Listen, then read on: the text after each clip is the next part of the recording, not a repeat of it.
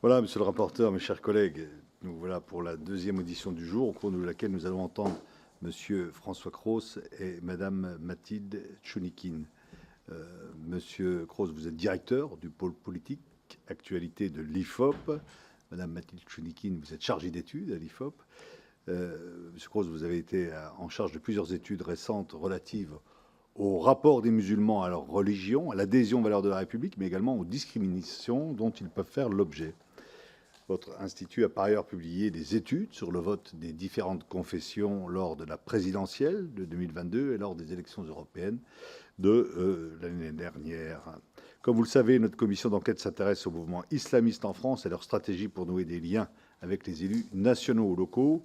Dans ce contexte, il est intéressant d'apprécier si ces mouvements et leurs idées bénéficient d'un certain écho au sein de la population et si cela est le cas, de comprendre quelles peuvent en être les conséquences politiques. Aussi, je vous proposerai quelques questions en guise d'introduction. Vous pourrez ensuite prendre la parole pour un propos liminaire. Puis le rapporteur et les collègues ici présents pourront également poser des questions. Vous venez de publier, c'était ce jour même, enfin entre hier et aujourd'hui, avec les effets d'annonce, un état des lieux du rapport à l'islam et à l'islamisme des musulmans de France. Et on voit qu'on est en plein dans l'actualité. Je vous cite dans un quotidien de ce jour, Monsieur Cros, vous indiquez que cette enquête dessine très nettement le portrait d'une population musulmane traversée par un processus de réislamisation, structuré autour de normes religieuses rigoristes et tentée de plus en plus par un projet politique islamiste. Donc on voit qu'on est vraiment au cœur de nos travaux. Et donc vous allez pouvoir nous présenter effectivement cette étude qui vient d'être faite et vous soulignez qu'environ un tiers des personnes musulmanes sondées expriment une sympathie pour une mouvance islamiste, qu'elle soit frériste, salafiste ou wahhabite. Et dans le même temps, vous montrez que ces mouvements suscitent aussi de l'hostilité pour un quart des personnes qui sont sondées. Alors comment interpréter ces réactions qui sont finalement très clivées au sein des communautés musulmanes ? Deuxième question, dans vos enquêtes sur la discrimination à l'encontre des musulmans, vous relevez que 82% des personnes musulmanes qui ont été sondées estiment que la haine envers elles, est un phénomène répandu en France. Une majorité ça exprime également une défiance à l'égard des institutions. Comment expliquer ces résultats qui sont préoccupants? Et troisièmement, comment expliquer cette forte concentration du vote musulman en faveur du parti politique La France Insoumise? Lors des dernières élections présidentielles et européennes, vous avez fait effectivement des études à ce stade et on voit que c'est c'est là où il y a vraiment la corrélation la plus forte entre un parti politique et une appartenance religieuse qu'on n'a pas pour les autres religions ni pour les autres partis politiques. Quels peuvent être effectivement les éclairages que vous pouvez nous apporter? Donc, je vais vous inviter à déclarer, le cas échéant, tout intérêt public ou privé de nature à influencer vos déclarations. Et je vous rappelle que, conformément à l'article 6 de l'ordonnance du 17 novembre 1958, je vais vous inviter à prêter serment, de dire la vérité, toute la vérité, rien que la vérité. Je vais donc vous inviter successivement à lever la main droite et à dire « je le jure ». Je vous remercie et je vous laisse la parole pour votre propos liminaire. Monsieur Cros, vous avez la parole. Je me présente, donc je suis François Cros, je suis directeur du pôle politique actualité à l'IFOP. Je suis aussi responsable méthodologie échantillonnage à l'IFOP. Je suis aussi enseignant à Nanterre en sciences politiques et en méthode d'enquête d'opinion. Je suis aussi collaborateur au think tank la Fondation Jean Jaurès, dont je suis expert sur les questions notamment d'éducation, de laïcité ou des questions LGBT. Et je suis aussi associé à la revue de la LICRA, la lutte contre le racisme et l'antisémitisme. Pour le reste, je suis spécialiste, je travaille dans ce métier depuis une petite vingtaine d'années et au fil du temps, je suis devenu spécialiste des études auprès des minorités religieuses, par exemple protestants, plus rarement catholiques, je pense catholiques pratiquants bien sûr, et surtout des études auprès des musulmans, sachant que l'IFOP, ça qui est important à avoir en tête, que je représente aujourd'hui, est un institut pionnier sur les enquêtes auprès des musulmans, puisque en 1989, lors de l'éclatement de l'affaire de Creil, l'équipe de Gilles Kepel a mis en place avec l'IFOP un premier dispositif d'enquête. C'était le premier de France auprès des musulmans de France. Et à l'époque, nous avions accompagné son équipe en collaboration avec des médias comme le journal Le Monde, afin de mettre en place tout un ensemble d'indicateurs de suivi de pratiques religieuses, pratiques cultuelles, dans le contexte de la polémique des foulards de Creil, qui, comme vous le savez, est la naissance de la question de l'islam en France. Et on est toujours dans la suite de ces questions. Évidemment, que ce soit dans le champ scolaire, en 2003, lors du grand débat sur la loi qui interdisait les signes religieux, puis encore plus récemment, avec tout un jour des polémiques, je ne sais pas, sur les femmes, les mamans qui accompagnent, sur le halal à l'école, sur d'autres thématiques, dont la dernière a été, je dirais, la bataille des abayas, qui a agité la rentrée scolaire de 2023, et puis très régulièrement des drames que vous connaissez bien, avec l'assassinat d'enseignants par des terroristes ou des individus islamistes ou radicalisés. Donc tout ça agite le débat public, et on a très régulièrement, via nos collaborations avec des associations, des think tanks ou des médias, des commandes d'enquête sur la question de la laïcité, sur la question de la place des religions dans la société, dans le système scolaire, et aussi sur ce que pensent notamment cette minorité religieuse qui sont les musulmans de France. Alors, il faut comprendre que ces enquêtes-là ne sont pas des enquêtes classiques comme les enquêtes omnibus qui sont faites par Internet auprès de 1000 personnes et qui alimentent 90% du débat public. De temps en temps, vous avez des grandes enquêtes du CEVIPOF, de think tanks qui sont faites auprès de 10 000 Français, qui sont des enquêtes de référence. Mais la plupart des enquêtes aujourd'hui sont des enquêtes flash, rapides, qui sont honnêtes et qui font le travail, mais qui n'ont pas de prétention scientifique ou universitaire. Mais il arrive que l'IFOP et ses commanditaires se donnent les moyens pour faire des enquêtes de cadrage sur le sujet. En l'état, par rapport à notamment l'enquête qu'on a publiée aujourd'hui, c'est une enquête de référence qui a été faite auprès de près de 15 000 Français par téléphone. C'est donc des données extrêmement solides. Et la dernière enquête de référence qu'on avait faite, c'était pour l'Institut Montaigne, un think tank plutôt libéral, dirigé par, à l'époque, cette étude avait été dirigée par Hakim El-Karoui, et aussi déjà on donnait un taux d'environ 5,5% de musulmans en France. Cette année, 9 ans plus tard, nous sommes à 7%. C'est donc une progression lente, mais pas exponentielle. Et plus précisément, on était sur des enquêtes, une du CEVIPOF qui date de 2009, qui était sur un échantillon moins solide de 2000 personnes, mais qui était extrêmement robuste sur le plan méthodologique. Et à l'époque, on était sur un taux d'environ 4%. Ça sont des enquêtes faites par téléphone, et dans la mise en perspective historique que peut-être vous avez pu voir dans notre enquête, toutes ces enquêtes ont été construites, toutes les données qu'on indique sont construites sur le même dispositif, une enquête par téléphone, une question qui est strictement la même, alors qu'il y a plusieurs manières de mesurer la religion en France.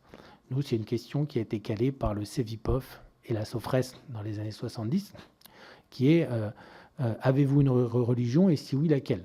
Et on distribue catholiques, juifs, musulmans. Et donc, au fil du temps, on a rajouté notamment orthodoxes, bouddhistes, et même jusqu'au milieu des années 80, on a fait une énorme recherche avec Mathilde. On n'a pas trouvé, avant 1985, la moindre trace d'une enquête qui mesurait dans ces questions l'affiliation religieuse des musulmans. C'était un non-sujet jusqu'en 85. C'est à partir de là où nous, on l'a mesuré, et on l'a publié d'ailleurs aujourd'hui dans notre rapport, où à l'époque, le taux sur une population âgée de 18 ans et plus était de 0,5%. Donc nous sommes passés, entre 1985 et 2025, de 0,5% à 7%. Il faut être prudent aussi sur ces indicateurs des années 80. C'était des enquêtes donc, qui respectaient le même indicateur, le même mode de recueil et la même méthodologie des quotas, mais ce n'est pas pour autant qu'elles avaient une prétention scientifique aussi élevée que l'enquête qu'on a publiée aujourd'hui, ou l'enquête de 2016 de l'Institut Montaigne, qui est à nos yeux la seule enquête de référence sur laquelle on peut se caler. Parallèlement, il y a aussi des données sur la population musulmane qui sont émises. Vous avez pu le voir notamment via nos amis de l'INED et de l'INSEE, notamment l'enquête Théo, qui a été faite en 2008 et dirigée par Vincent Thibert, et qui a été reproduite en 2019-2020, dans un contexte, je crois, peut-être pré-Covid, mais qui pose problème pour nous pour mesurer la proportion de musulmans en France, puisqu'elle exclut les personnes âgées de plus de 60 ans, ce qui correspond à 20 millions de Français. Donc, quand on exclut autant de monde, c'est difficile de prétendre à avoir un taux qui donne une vraie idée, non seulement des musulmans, mais de toutes les autres religions, bien sûr. Donc, cette enquête qui est extrêmement robuste, beaucoup plus robuste que l'enquête de l'IFOP, même celle d'aujourd'hui, malheureusement, compte tenu du fait qu'elle est centrée sur des publics de migrants et des problématiques de discrimination, ne permet pas pour nous de donner un taux réellement fiable de la population des différentes minorités religieuses en France, compte tenu de ce genre de choix méthodologiques qui sont pas le nôtre. Et puis il y a aussi un indicateur d'affiliation religieuse qui est à nos yeux problématique parce qu'il demande d'abord avez-vous une religion oui non, et après il demande laquelle, ce qui en soi est totalement discutable et légitime, mais pour nous, il pose problème parce qu'il ne permet pas une comparaison internationale ou il ne permet pas une comparaison avec le passé, ce qui pour nous était l'objectif principal. Et dans cette enquête, il y a aussi pour nous des choses qui manquent un petit peu sur notamment les valeurs sociales ou politiques des minorités, la question du port du voile qui n'est pas posée en tant que telle, ou d'autres indicateurs qui, à nos yeux, dans une problématique d'évaluation des valeurs religieuses des Français, seraient nécessaires et indispensables. Ça, c'est l'enquête Théo de M. Thibéry. Et parallèlement, vous avez une enquête qui est d'une richesse exceptionnelle, qui est l'enquête EVS, dirigée par Pierre Bréchon, de l'UP de Grenoble. Enfin, Pierre Bréchon est maintenant en retrait, mais c'est lui qui l'a fondée en 1981. C'est une étude qui s'inscrit dans un cadre européen, l'EVS, avec différentes vagues, dont la première date de 1981. Et là-dessus, vous avez vraiment l'intégralité des variables sociales, culturelles, politiques des Français. En plus, on les met en comparaison internationale. Je vous dis très clairement, c'est une richesse et la plupart du temps, les tendances discernées par l'IFOP ou d'autres sont déjà perçues dans cette grande enquête de référence. On a juste un problème, nous, de calage sur cette étude parce qu'on n'a pas le même indicateur de mesure de l'affiliation religieuse. Eux, on leur impose, compte tenu du partenariat international, une formulation qui est très anglo-saxonne, c'est « considérez-vous que vous appartenez à une religion ?» ce qui est dans une logique très communautaire. Alors que nous, en France, c'est plutôt est-ce qu'en gros, vous croyez à une religion et si oui, laquelle, ce qui n'est pas exactement la même chose, et qui, pour nous, pose problème de l'adapter dans nos réflexions et dans nos analyses socio-politiques. Ça, je me permettais de vous présenter l'état des grandes enquêtes disponibles. Parallèlement, vous avez aussi cette variable religion qui est posée dans toutes les enquêtes, dans beaucoup d'enquêtes à caractère de sociologie électorale ou politique. Notamment, vous avez l'enquête fracture française de nos amis du CEVIPOF et de la Fondation Jean Jaurès, dans laquelle vous avez cette variable d'analyse qui existe, en tout cas dans mon souvenir.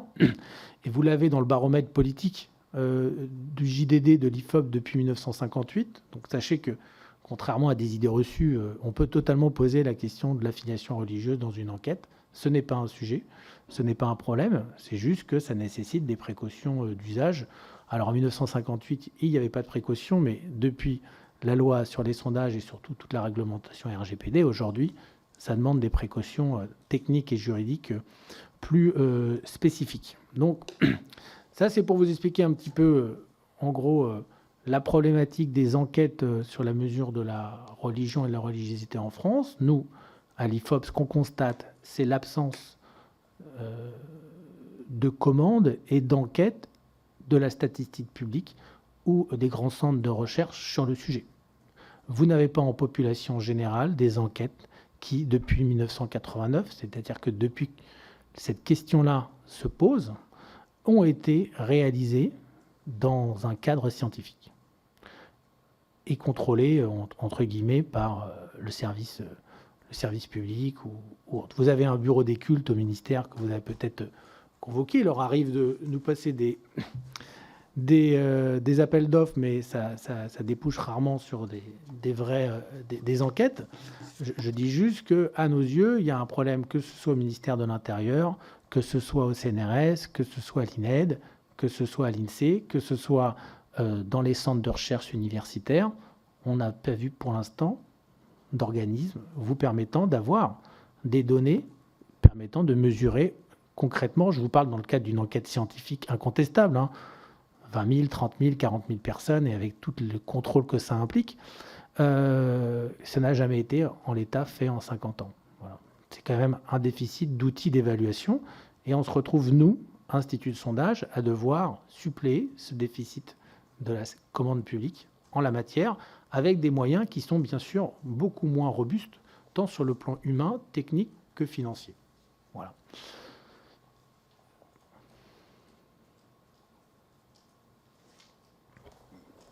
Merci de votre propos liminaire qui effectivement interroge sur cette question de la commande publique.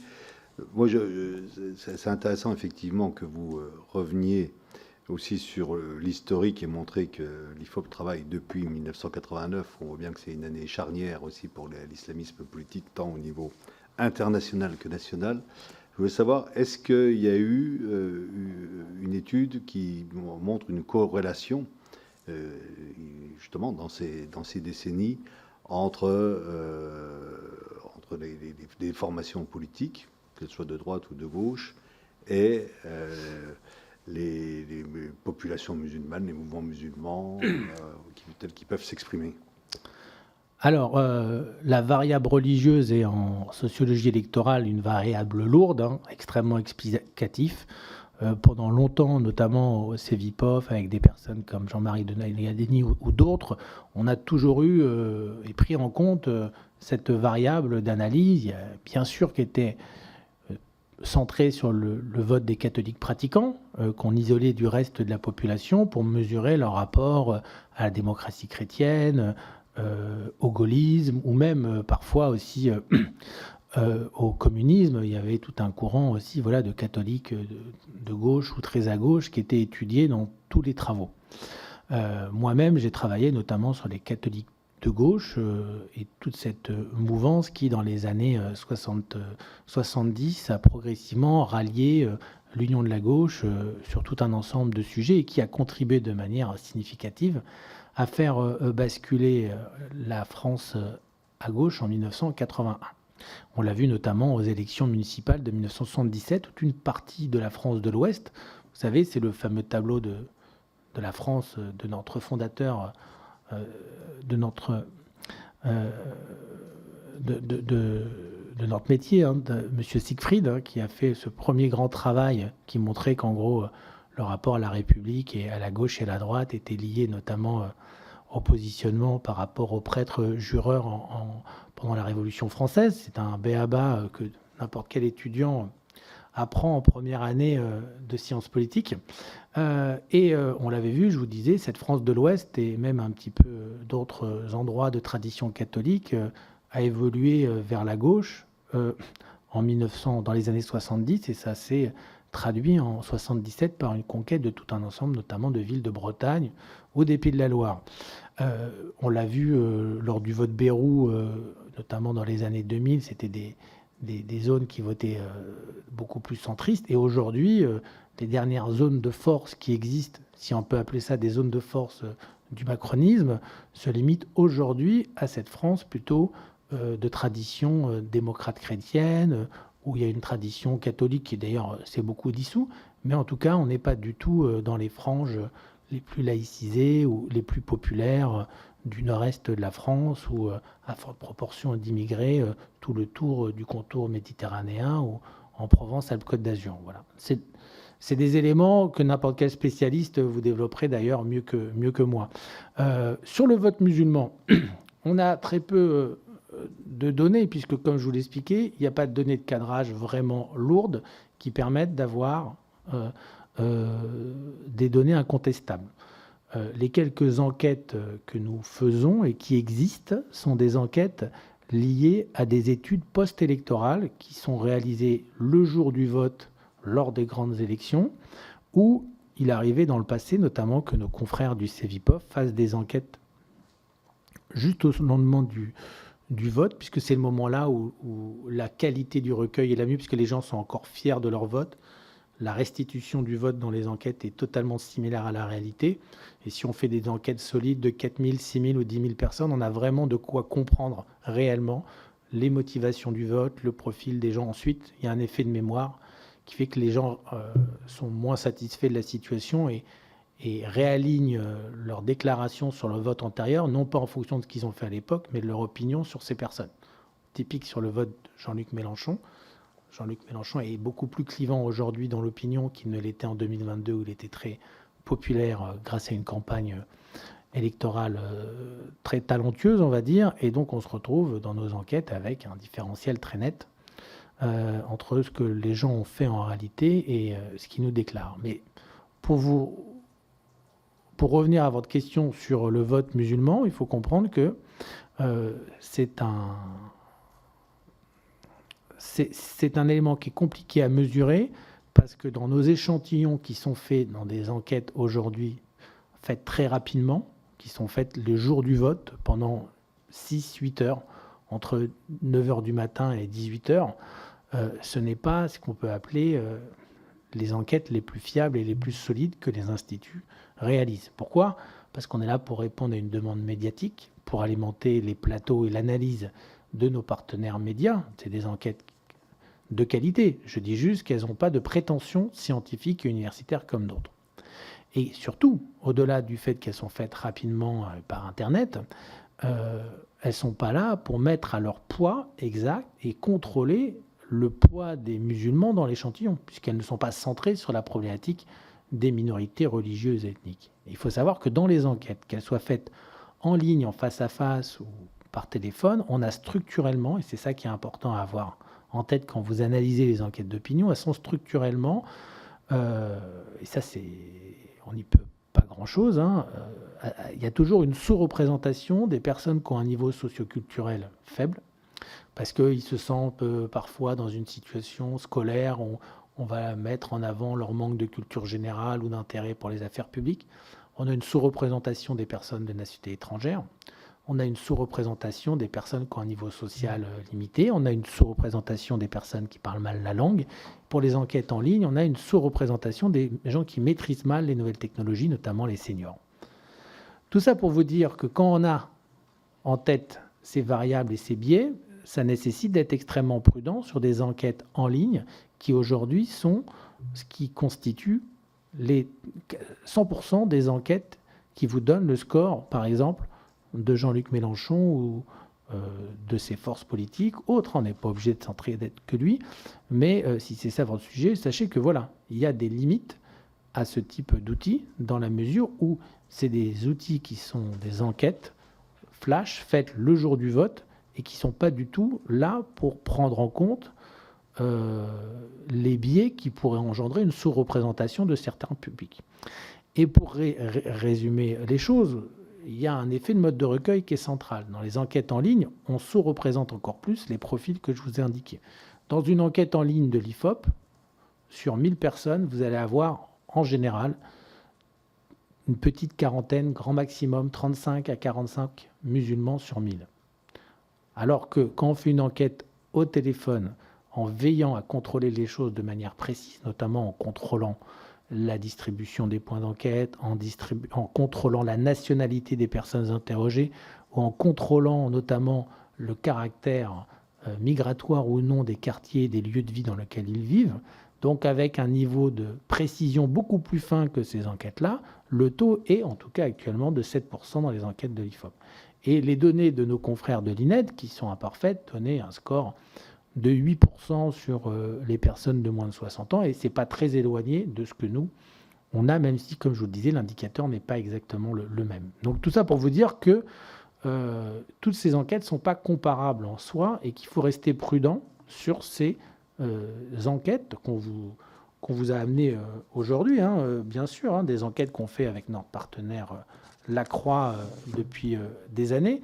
Et c'est des enquêtes qui croisent le vote en fonction de l'affiliation religieuse. Mais en plus de ces éléments techniques d'échantillonnage un peu précis, je ne voudrais pas mais au moins que vous compreniez qu'il faut rester prudent sur les outils, on a en plus un problème, c'est que sur ces questions-là, on a des gens qui n'ont pas de religion ou qui ne souhaitent pas répondre à cette question. Comme toute question sensible, on doit leur laisser la possibilité de ne pas le faire. Et surtout, on a aussi des gens dans nos enquêtes qui sont soit étrangers, soit qui ne sont pas inscrits sur la liste électorale, soit qui n'ont pas voté.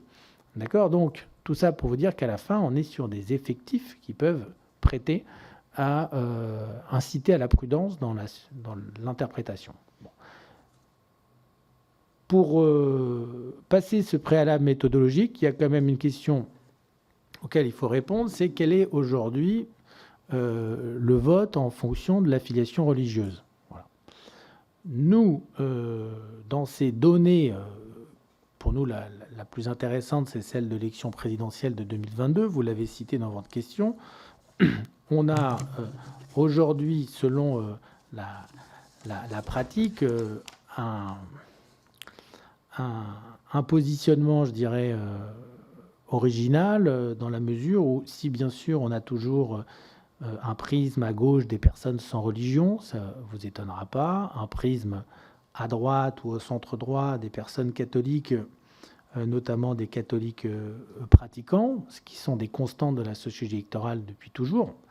La nouveauté, entre guillemets, celle qui tape dans l'œil, c'est le survote Mélenchon dans la population musulmane. Je vous ai expliqué qu'il fallait être prudent sur ces outils, mais on a quelque chose qui est de l'ordre de l'exceptionnel, puisque, à notre connaissance, en tout cas dans les recherches qu'on a pu faire depuis 40 ans, on n'avait pas forcément ce genre de données. On aurait pu essayer de le chercher sur des minorités comme les juifs ou comme les protestants, mais à notre connaissance, en tout cas, les votes juifs ou les votes protestants historiquement progressistes, mais aujourd'hui, avec la dynamique évangélique, ils se retrouvent plus sur des votes beaucoup plus conservateurs, voire même très à droite. Et sur les votes juifs, aussi historiquement avec un clivage entre les Ashkénazes et les Séfarades, on avait plutôt des Ashkénazes qui étaient plutôt progressistes, plutôt républicains, plutôt dans une gauche réformiste ou un centre droit ou un centre réformateur et progressiste, et à l'inverse plutôt des juifs séfarades qui étaient soit plus libéraux, soit plus à la gauche de la gauche, comme ça a pu caractériser l'engagement de beaucoup de personnalités de ce type dans les années 60-70. Aujourd'hui, dans les quelques enquêtes qu'on a pu faire sur les juifs notamment, on voit qu'il y a une droitisation très claire des juifs en France, voire même une extrême droitisation. On l'a vu notamment sur les quelques données, là encore plus à prendre avec prudence, qu'on avait par exemple sur le vote Zemmour dans cette communauté.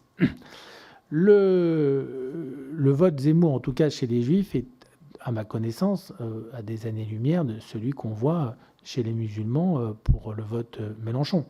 Je dis juste qu'il faut être prudent sur ces outils parce qu'ils sont toujours contestables en raison du fait qu'ils ne sont pas construits pour la chose. Nous, en tout cas, dans une enquête qu'on a faite en 2023 auprès de 1000 musulmans, puisque c'est peut-être ça qui vous intéresse, une enquête qu'on vous donnera les résultats exacts, on avait cette fois 1000 musulmans. Ce n'est pas la centaine de musulmans qu'on a dans notre échantillon de 3000 personnes de l'enquête Lacroix que vous avez pu lire, qui vous donnait ce fameux chiffre de 69% d'électeurs musulmans. Dans cette enquête, il faut toujours être prudent, puisque, comme je vous dis, on a quand même sur 1000 musulmans, un quart qui sont étrangers. Il y en a 250 qui ne peuvent pas voter. Ensuite, il y en a qui sont français, mais qui, de toute manière, ne sont pas inscrits sur les listes électorales. Vous savez bien que l'inscription n'est pas automatique et n'est pas généralisée. On a à peu près 15%. Donc, il vous reste au final 15 plus 25, environ 600 personnes qui sont inscrites sur les listes électorales. Mais compte tenu du profil socioculturel, sociologique des musulmans, où il y a une surprévalence des catégories populaires, c'est pas à vous que je vais apprendre que c'est des gens qui votent moins. Donc les vrais votants sont in fine moins nombreux que dans les autres communautés. Donc dans cette enquête qu'on a fait en 2023 et qui était, elle, uniquement centrée sur la population musulmane, donc avec un effectif plus fort, on a un taux pour nous qui est quand même plus solide malgré toutes ces prudences, parce qu'on repose sur 1000 musulmans, on a un taux de 48% de vote en faveur de Jean-Luc Mélenchon, et au total on a un taux de vote en faveur des gauches au sens large de 65%. Donc cet ancrage à gauche, il est confirmé, il est juste peut-être un peu moins spectaculaire que le 69% de l'époque. Ça reste quand même une part de marché électorale assez exceptionnelle. Pour nous, en tout cas, à l'IFOP, on l'avait mesuré avec des enquêtes un peu plus limitées dans les années 2010. Pendant longtemps, on avait un ancrage massif à gauche des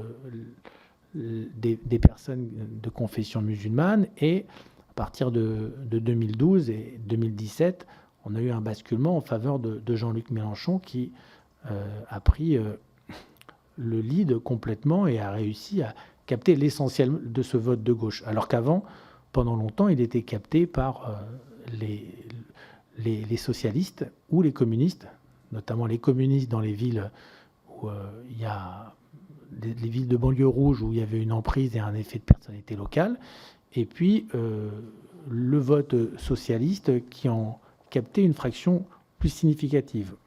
Aujourd'hui, c'est un vote qui se divise finalement en trois catégories. Un vote d'une gauche radicale, je vous disais, qui capte à peu près la moitié du vote en faveur de Jean-Luc Mélenchon, mais on a quand même quasiment une dizaine de points pour d'autres listes d'extrême gauche. En tout cas, c'est ce qu'on avait mesuré en 2000 sur ce vote présidentiel de 2022.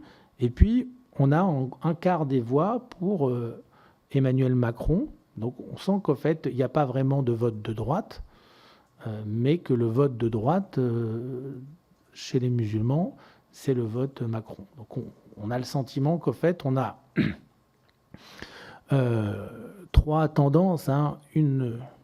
Pour résumer et schématiser, mais tout ça nécessiterait bien sûr des travaux plus poussés, mais compte tenu, je vous dis, de la difficulté et de l'absence de données spécifiques, le sentiment qu'on a, c'est qu'on a un primat de la gauche radicale sur la population musulmane, notamment de gens très jeunes, de gens qui vivent dans des banlieues populaires, dans des quartiers prioritaires de la ville, et qui ont un sentiment de stigmatisation, d'exclusion du marché de l'emploi, de discrimination qui est très fort.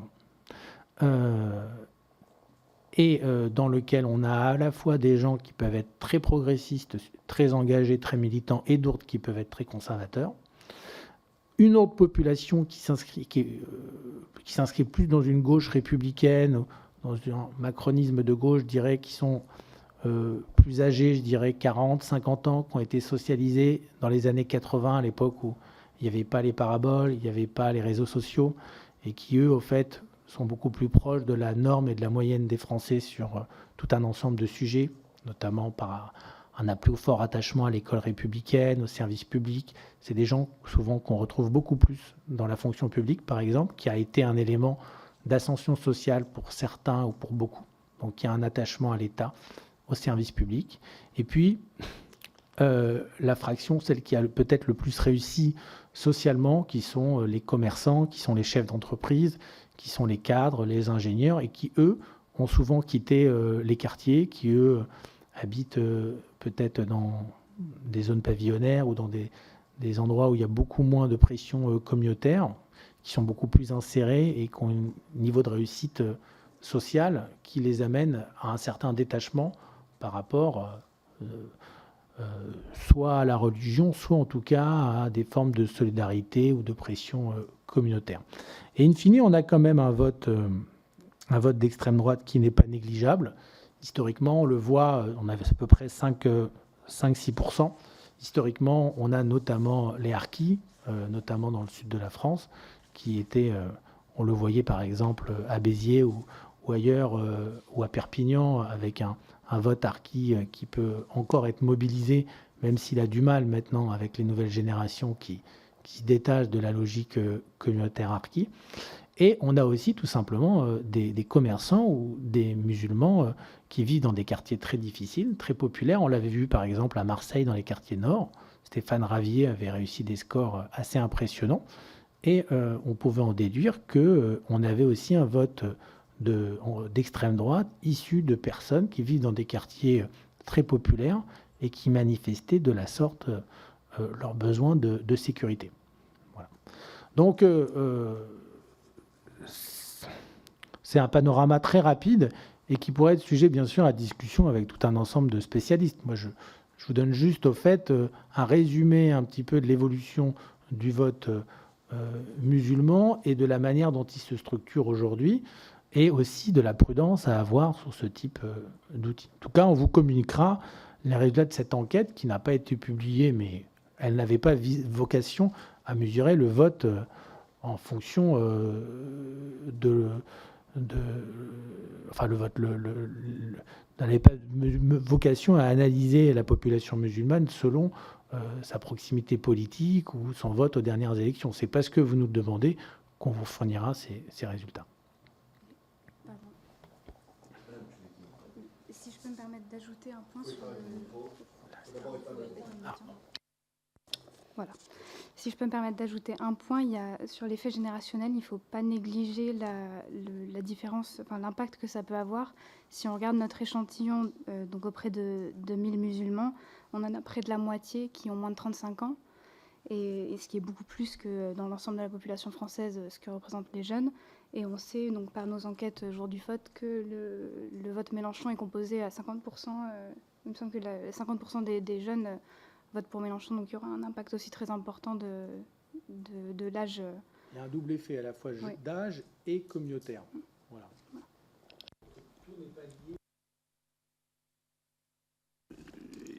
Juste pour compléter, enfin continuer à échanger sur ce point qui est effectivement très, très intéressant et avec beaucoup de prudence, hein, tout à fait en termes méthodologiques. Mais vous indiquez effectivement le macronisme en fonction de ceux qui ont réussi économiquement ou qui votent extrême droite parce qu'ils vivent dans des quartiers difficiles, etc.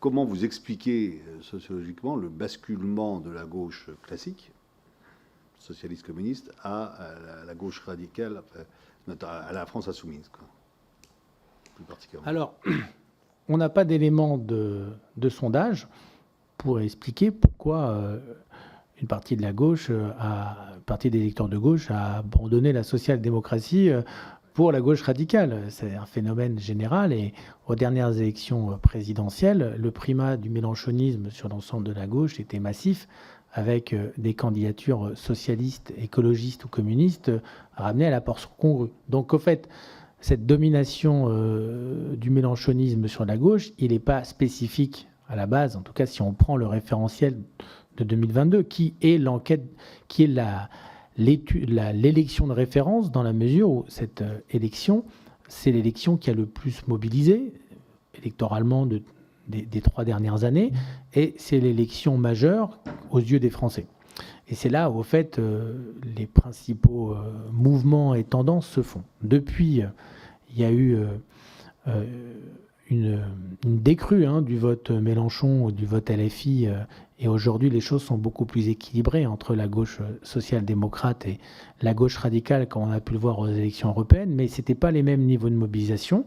Et on sait que, grâce à son charisme, à son talent et à sa capacité à impacter le débat public, Jean-Luc Mélenchon est capable de faire bien mieux que des personnes qu'il représente, par exemple, aux élections européennes, aussi estimables soient-elles.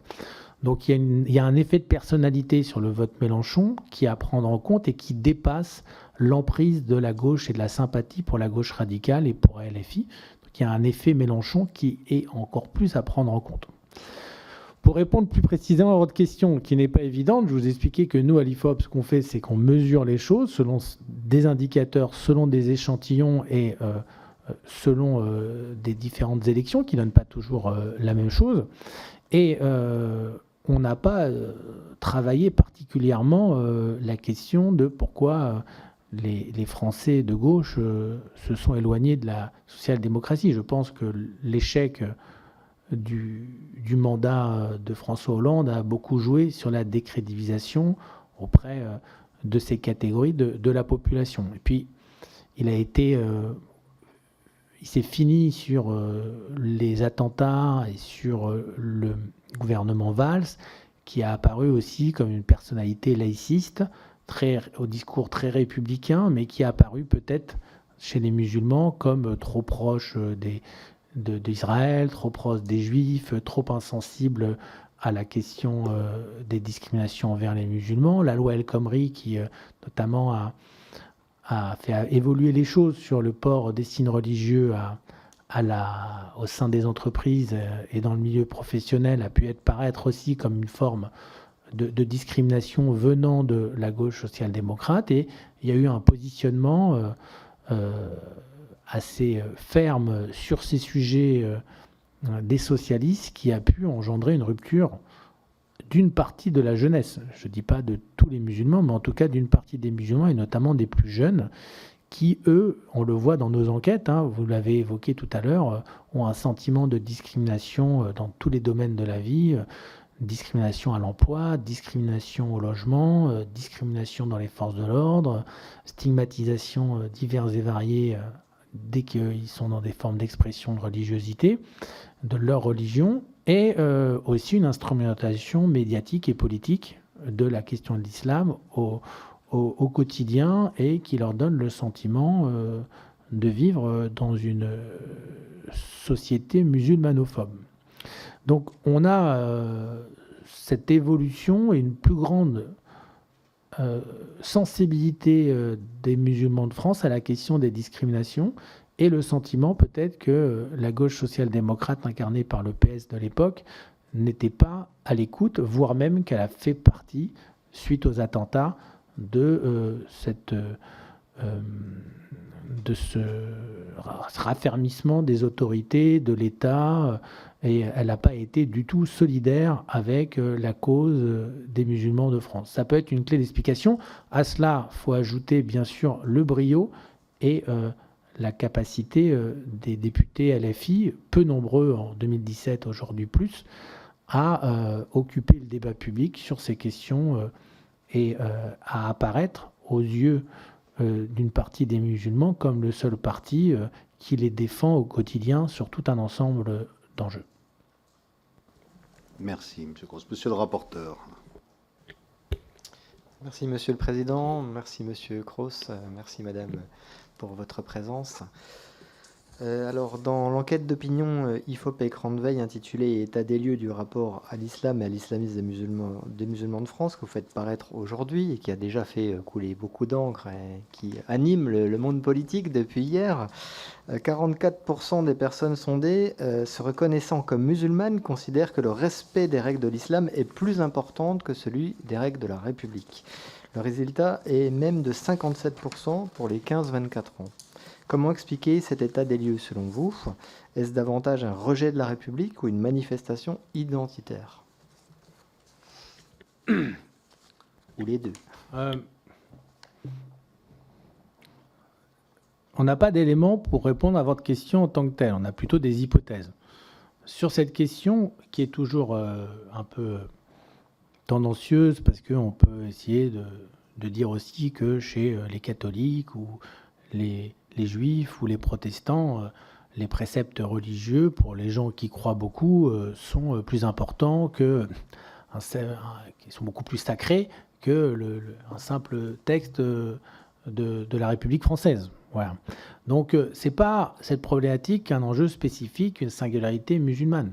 Ce qui les distingue, c'est que compte tenu du fait que par rapport aux autres confessions, ils ont un degré de religiosité et d'orthopraxie et d'importance, en gros, à des préceptes, d'appliquer les préceptes religieux dans tous les domaines de leur vie, c'est-à-dire bien sûr culturel, mais aussi familial, conjugal, sexuel et politique, ça induit en fait un poids beaucoup plus fort de la religion dans leur vision de la société et donc de la politique.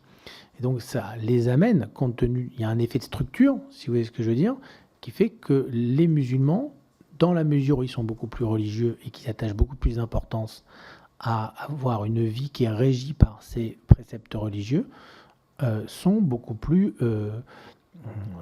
amenés à dire que globalement l'islam et les règles qu'il impose doivent primer sur les lois de la République. Après, dans notre question, c'était sur un sujet important dans votre famille, comme l'abattage rituel, le mariage ou l'héritage. Que feriez-vous si vous deviez choisir entre le respect des lois françaises ou le respect des lois de religion? Ce n'est pas sur tous les sujets. On était sur des sujets, on a volontairement cadré le débat sur des sujets privés, pour voir notamment en gros s'il y a une attraction pour le modèle un petit peu britannique. C'est-à-dire, vous savez que dans le Grand Londres, on a le développement de tout un ensemble de tribunaux privés musulmans où les musulmans acceptent eux-mêmes de faire trancher tout un ensemble de sujets dans l'indifférence, je crois, en tout cas des services publics britanniques, pour trancher tout un ensemble de sujets, notamment, je crois, sur des problèmes d'ordre familiaux, conjugaux ou autres. Voilà. Donc la question qu'il y a derrière, c'est finalement, est-ce qu'il y a une appétence, entre guillemets, chez les musulmans de France pour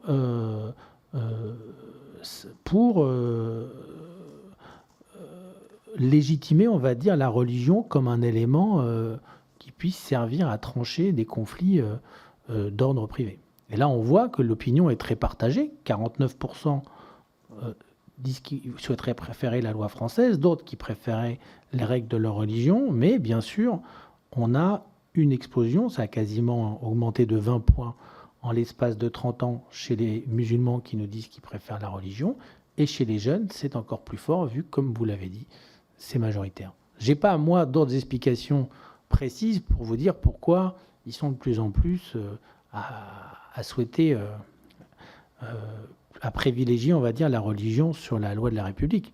Je vous dis juste que compte tenu des tendances à ce regain de religiosité, d'orthopraxie et de rigorisme qu'on observe dans leur vie privée et intime, ce n'est pas étonnant qu'ils souhaitent que la société dans laquelle elles vivent soit beaucoup plus régie, en tout cas au moins pour eux et les membres de leur communauté, par les valeurs religieuses auxquelles ils attachent tant d'importance. Monsieur le rapporteur. Merci, Monsieur Cros. Dans cette même étude, 17% des personnes sondées de 15-24 ans se sentent proches de l'Association des musulmans de France. Et 32% éprouvent de la sympathie pour cette mouvance, respectivement 13 et 24% pour le reste des sondés. Tandis que 11% approuveraient la plupart des positions des islamistes, 8% pour le reste des sondés. Comment expliquer cette influence du frérisme auprès des jeunes musulmans alors que cette confrérie est présentée par les chercheurs, les services de renseignement qu'on a d'ailleurs auditionnés comme étant en perte de vitesse sur notre territoire? C'est une très bonne question. Mon professeur à Sciences Po, c'est Marc Lazare, qui est un grand spécialiste du communisme et qui a beaucoup travaillé sur la contre-société communiste qui existait en France dans les années 50-60, qui avait ses médias, ses associations, ses collectifs d'entraide divers et variés, et qui structurait de manière très forte ces fameuses banlieues rouges, avec tout un ensemble d'acteurs qui étaient du secours populaire à l'humanité, du berceau au tombeau, qui accompagnaient, on va dire, l'ouvrier ou les personnes des catégories populaires dans leur cheminement social, intellectuel ou autre. Vous voyez ? Aujourd'hui, je dis pas du tout qu'on a le même niveau de structuration, puisque vous parlez d'une association qui est très loin d'avoir des effectifs aussi forts que ceux qu'ils pouvaient avoir, par exemple, à la grande époque où Nicolas Sarkozy fréquentait le Salon du Bourget, qui était le grand moment de réunion de l'UOIF dans les années 2000. Mais le sentiment qu'on a, c'est que quand on a gagné la bataille des idées telle qu'elle semble être gagnée dans tout un ensemble de domaines, sur le rapport aux prescriptions alimentaires, sur le rapport aux prescriptions vestimentaires, sur le rapport aux prescriptions conjugales, on n'a pas forcément besoin, dans la société des réseaux sociaux d'aujourd'hui, d'avoir une sorte de parti ou d'avoir une sorte de mouvement qui mobilise des millions de personnes. D'autant plus qu'aujourd'hui, ces modes d'action, on le voit dans les modes d'engagement, sont aujourd'hui beaucoup plus dématérialisés, sont beaucoup plus atomisés. Et de même que vous n'avez aucun parti qui a vraiment des militants en France, vous savez très bien que le nombre de militants dans les partis est toujours soit gonflé, soit artificiellement boosté. On le voit quand à chaque fois il y a des vrais choix de présidence ou d'investiture d'un candidat à la présidentielle, où là on voit concrètement qu'il n'y a en fait dans les partis que quelques dizaines de milliers de personnes. Comparons avec le RN. Le RN est un parti qui aujourd'hui tourne autour de 30-35%. Combien y a-t-il réellement de militants actifs au RN ? Il n'y en a pas 1 million, il n'y en a pas 100 000. D'accord ? Donc on peut avoir une emprise dans le débat public très puissante sans forcément avoir un arsenal militant et associatif très élevé. Pourquoi ? Parce qu'on a gagné la bataille des idées sur tout un ensemble de sujets qui, à leurs yeux, sont déterminants dans leur rapport à la religion. Et pour résumer, le fait que cette association ait autant de sympathisants aujourd'hui qu'en 2016 dans l'enquête d'Akim Karoui, nous avions mesuré la proximité à l'égard de cette association, elle était d'environ 10%, elle est toujours la même. Ça laisse à penser qu'au fait, cet islamisme, on va dire, est moins quelque chose qui est structuré à travers l'adhésion à des personnes comme Tariq Ramadan, à travers l'adhésion à des associations ou à travers des engagements concrets. On est plus au fait dans une sympathie pour une vision de l'islam rigoriste, intégraliste, extrêmement parfois radicale sur tout un ensemble de sujets, notamment sur les questions de rapport homme-femme, et qui pose bien sûr des questions. Mais aujourd'hui, faut comprendre que même les institutions religieuses pour lesquelles d'ailleurs l'IFOP travaille, comme la Grande Mosquée de Paris, ont pour eux des difficultés à parler à cette jeunesse musulmane qui, comme le disait ma collègue, constitue, c'est ça, près de la moitié de notre échantillon. 56% de notre échantillon de musulmans est composé de jeunes de moins de 35 ans.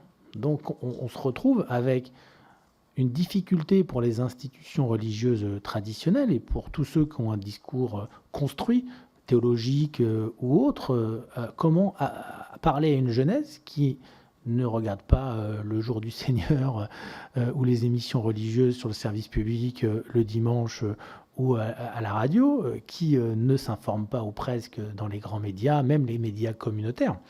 Et donc ça laisse en fait à penser qu'on est sur, pour répondre plus précisément à votre question, sur une jeunesse qui est en quête de sens et d'appartenance. La force de cette dynamique, ce succès du frérisme, pour moi, il s'explique en grande partie par leur capacité à proposer, on va dire, un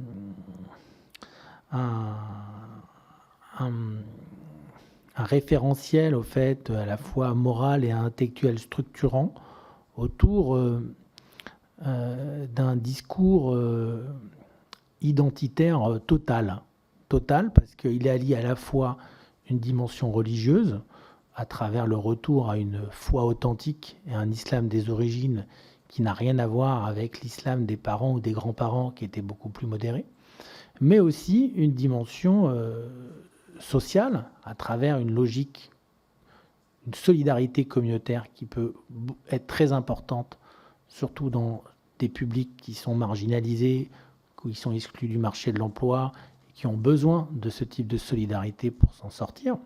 Ça fait un élément de solidarité importante en termes d'entraide ou de soutien divers et variés, même si c'est purement moral. Et puis, le plus compliqué, une dimension politique à travers un rejet d'une partie des valeurs de l'Occident, pas forcément perçues comme anti-républicains, mais qui, pour une partie de cette jeunesse qui a une culture politique peut-être limitée, le sentiment que voilà, certaines valeurs, notamment sur les questions liées au libéralisme des mœurs, à l'égalité entre les femmes, hommes et femmes, au rapport aux minorités de genre comme les LGBT, contredisent, on va dire, la vision morale, conservatrice, voire extrêmement traditionnaliste, qui est celle diffusée par la religion. Et on a, au fait, on l'avait vu notamment lors de la question des ABCD de genre, hein, déjà sous le gouvernement, je crois que c'était sous le gouvernement Valls, on avait déjà vu une mobilisation de certains acteurs musulmans contre ce type de programme progressiste. Et on l'a revu, on l'avait même vu de manière plus légère à l'époque du débat sur le mariage pour tous, mais entre guillemets, il y a, compte tenu des décalages et du fossé qu'il y a entre les prescriptions religieuses en matière notamment d'égalité homme-femme ou d'inclusion des homosexuels et le discours et le programme officiel de l'éducation nationale, un hiatus là qui fait qu'on peut se retrouver dans un rejet très net d'une société qui, pour l'heure, est beaucoup trop permissive et progressive par rapport aux valeurs conservatrices qui sont les leurs. Merci. Tout à l'heure, vous avez utilisé le terme musulmanophobie plutôt que le terme islamophobie, qui est aussi souvent récusé par les services, par les pouvoirs publics. Je pense que ce choix sémantique a aussi une raison qui s'incarne quelque part dans votre étude, puisque 66% des personnes musulmanes sondées déclarent avoir subi des comportements racistes au cours des 5 dernières années. Mais sur ce pourcentage, seule la moitié de ces personnes estiment que cette discrimination était liée à leur appartenance à l'islam. Est-ce qu'on pourrait revenir sur ce point, sur ce choix sémantique qui est le vôtre ? Alors, l'IFOP est un institut de sondage qui n'a pas vocation à prendre parti dans les débats publics. On est là pour apporter des données de cadrage qui peuvent aider, bien sûr, à la prise de décision publique. Mais nous essayons d'être les plus neutres politiquement. Notre problème avec la question de l'islamophobie, donc je vous ai dit que l'IFOP travaillait sur les questions des minorités religieuses, mais ça va souvent avec des questions de discrimination.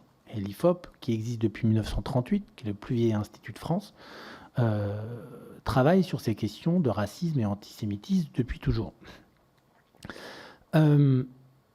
Face à l'émergence de la haine anti-musulmane, qui a notamment explosé à partir de 2001 et qui a été recensée notamment dans le cadre du baromètre de la CNDCH depuis 20-30 ans, avec des pics souvent liés aux attentats islamistes, s'en est vu la question de la qualification de ces formes de discrimination. Discrimination que l'IFOP a déjà mesurée. Déjà, il y a un mois, nous avons sorti une enquête sur un observatoire, comme vous l'avez cité, pour la Grande Mosquée. En 2019, pour la DILCRA, nous avions fait une première enquête de cadrage sur tout un ensemble de sujets très, très similaires. Puis même pour l'université Leiden en 2016, nous avions aussi fait une première enquête sur post-attentat qui mesurait le niveau de discrimination des musulmans suite aux mesures policières qui avaient été prises à l'époque. Donc nous sommes à la pointe de ces sujets en tant qu'institut, et la question c'est comment on le qualifie. Notre problème à nous, c'est qu'on considère qu'il n'y a pas de consensus scientifique ni politique sur l'adoption du terme d'islamophobie. C'est un terme qui, à nos yeux, est un peu trop polémique et qui pose un problème de fond dans la mesure où il implique, si on le prend un petit peu à la lettre, et le terme phobie est plus peur que dans la... Concrètement, si on part du principe que le terme de phobie fait référence à de la haine, ce qui n'est pas la réalité sémantique, mais qui est ce qui est intégré au langage courant, il ferait partie de la haine de l'islam. Alors que nous, ce qui nous intéresse dans nos enquêtes, ce n'est pas la haine de l'islam, c'est la haine des musulmans.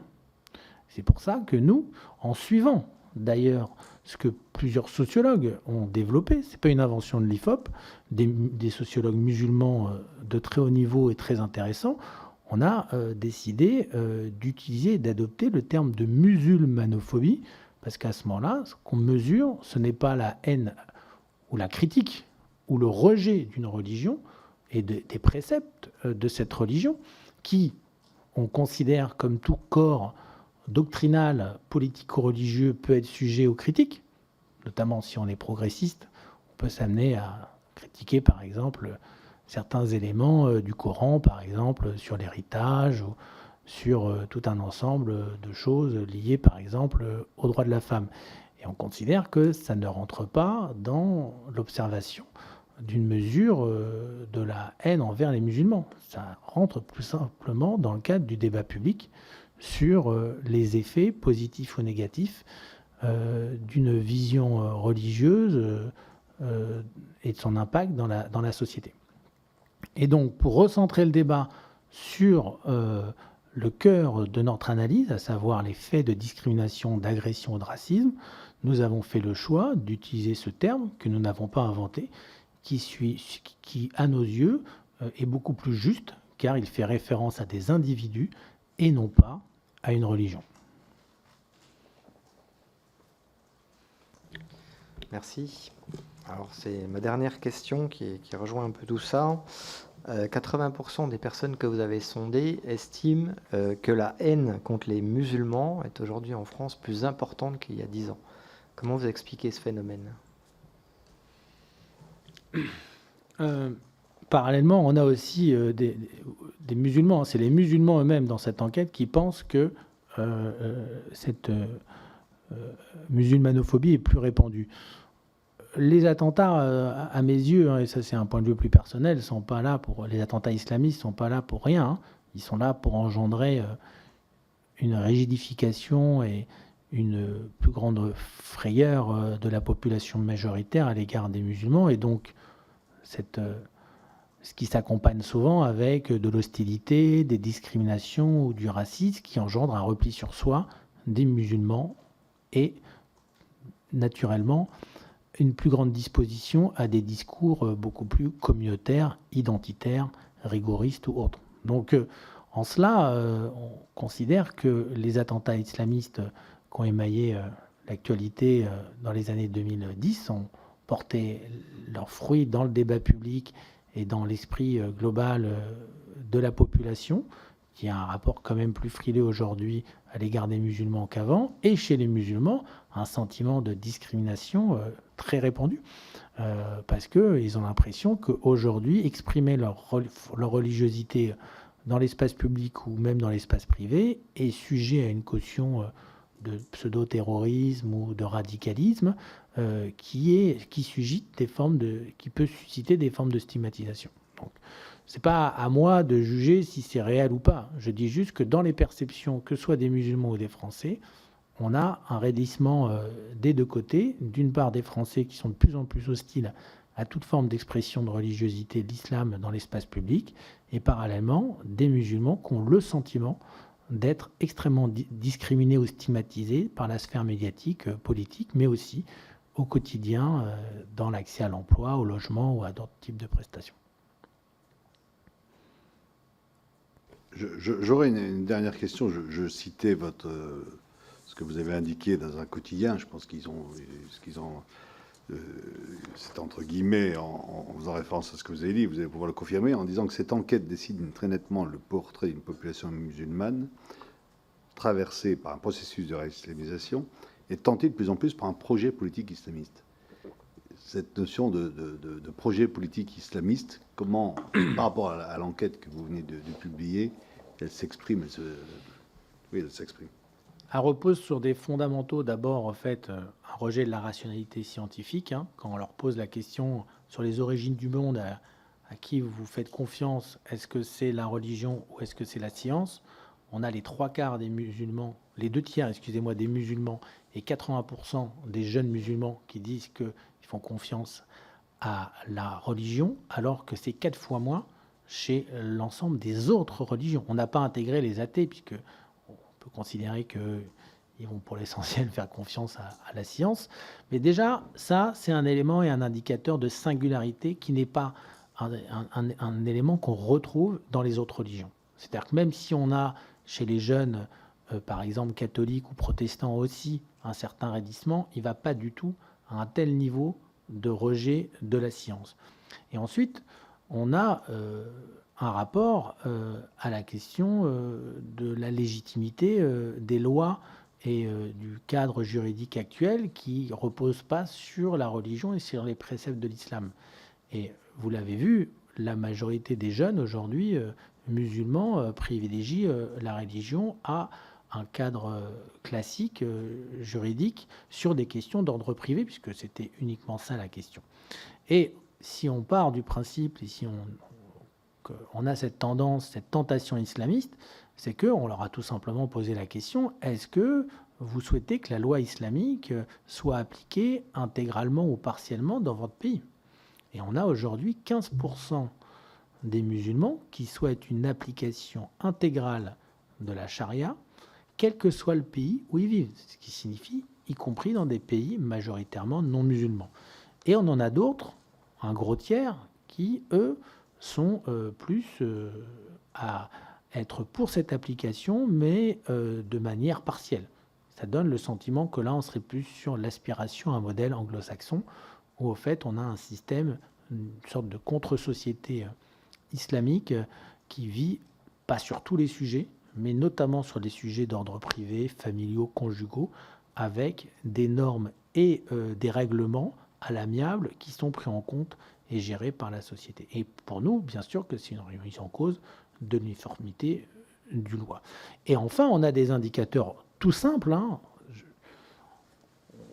On a souvent chez les chercheurs, ils vont vous dire qu'ils vont utiliser des indicateurs extrêmement compliqués, extrêmement précis pour mesurer le niveau d'intégrisme politique ou religieux. Mais des fois, on peut tout simplement leur poser la question, est-ce que vous partagez les positions des islamistes? Et dans notre enquête, vous l'avez vu dans Le Figaro, on a 38% des musulmans de France qui partagent partiellement ou intégralement les positions des islamistes. C'est une proportion qui a doublé, qui a été multipliée par 2 depuis 1998, où à l'époque, nous avions utilisé le terme de position des intégristes, puisque à l'époque, je ne sais pas si vous en souvenez, le terme pour qualifier les musulmans était celui d'intégriste. On utilisait très peu le terme d'islamiste.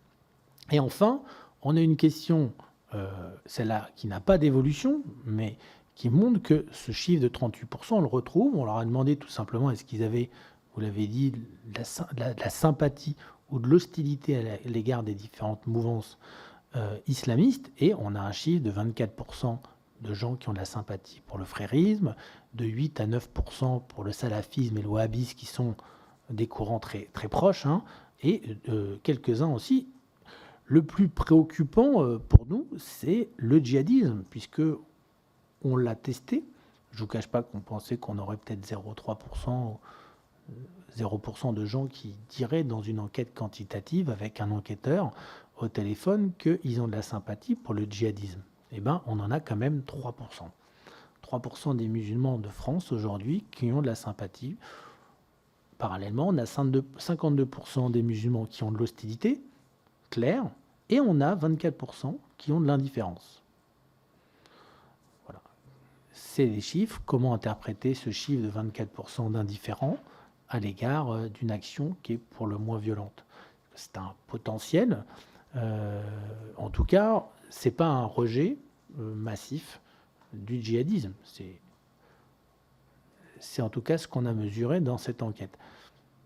Et pour nous, ce 3%, il fait partie de la réalité du problème. Vous avez en gros, je dirais, un islamisme d'atmosphère latent qui aussi, entre 45 à 50% sur des idées un peu fortes, comme on l'a vu sur les lois de la religion, sur l'application de la charia, mais ça reste léger. On pense qu'il y a des gens qui ne comprennent pas forcément qu'est-ce que ça implique comme système politique derrière.